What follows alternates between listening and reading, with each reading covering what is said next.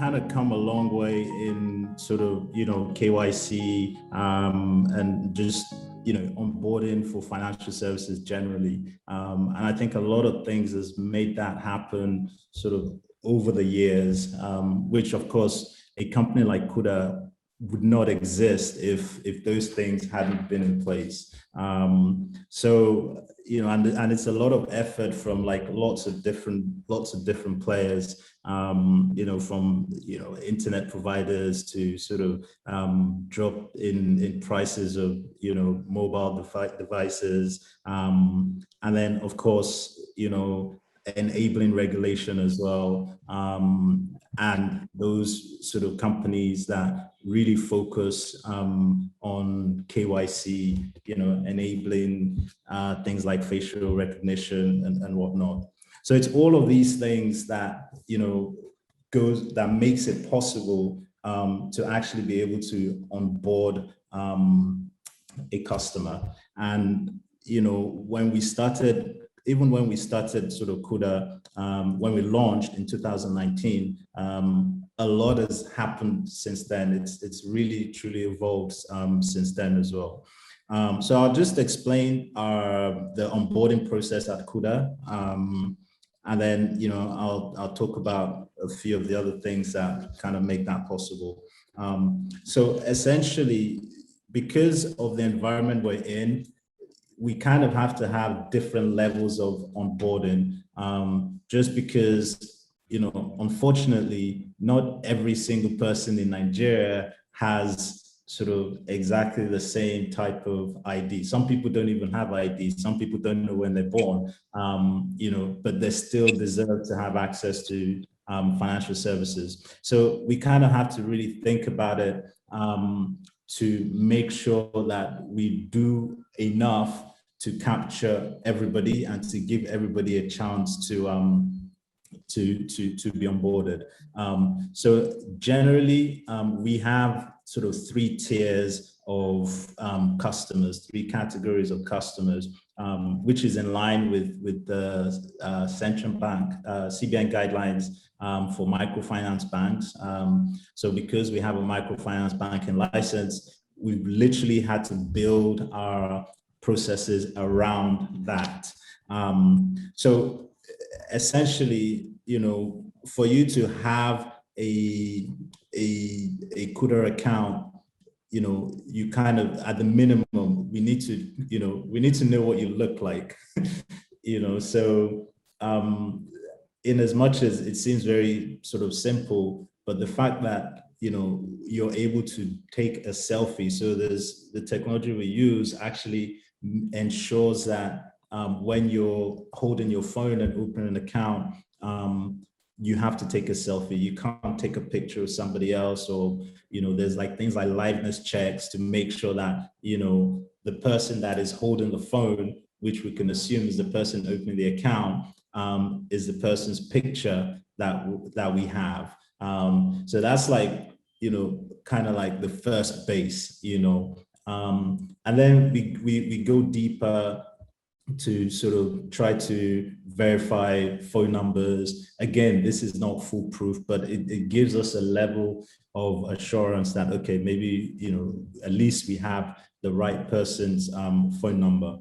And then I think, in Nigeria, we're quite lucky to have the BVN. I know it was like super stressful, like when it was being launched, but to be fair, I think it's one of the best things that has been done sort of by the government, because that really helps kind of, to help us get additional comfort, with people's identity. So BVN is very important. I mean, it's very important to most, I'm sure most other financial institutions, or most, not just fintechs, but also other financial institutions as well. And of course, it's mandatory for bank account holders, at least sort of when you're operating within a certain, if you want to operate up to a certain limit,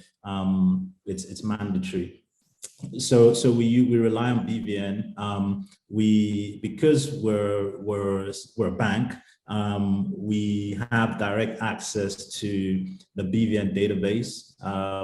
So we're able to sort of confirm the authenticity of that BVN, and we use the sort of the different technologies to compare the pictures to the selfie and whatnot. And then, we have additional assurance from, actual government issued identification,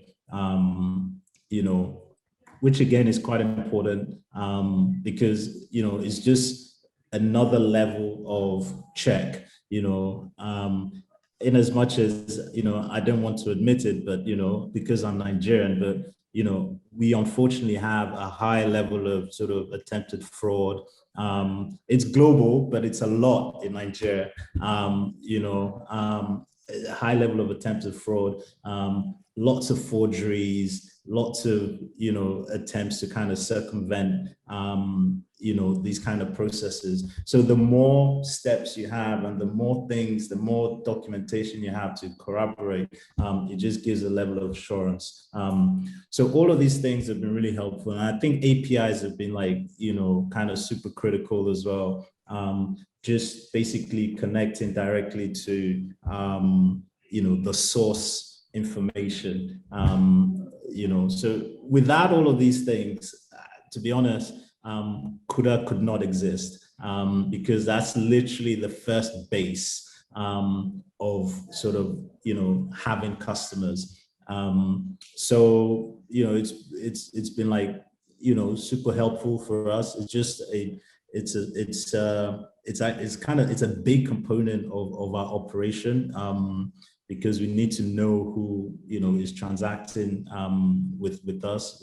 So it's something we take we don't take lightly. But the reality is, onboarding and KYC is something that actually it never stops. It's something that requires continuous iteration, because as I said, there are criminals and fraudsters and scammers that are trying to circumvent, and unfortunately these guys are super smart. Many times I've said at meetings that we need to hire a couple of these guys just to help stay ahead of the game, because the more we iterate, they're also not sleeping. So it's very important that we keep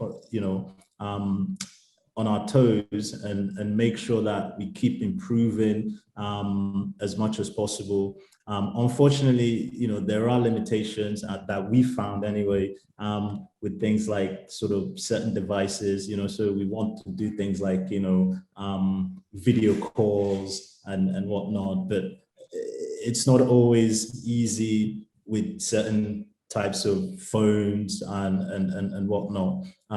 But these are potential things that can be done over time. And as phones and mobile devices become sort of I guess better and cheaper, so the quality improves, the price goes down, we will see those improvements over time. We're still at the infancy of sort of digital innovation in the region. So there's a lot of, the good thing is there's a lot of opportunity, there's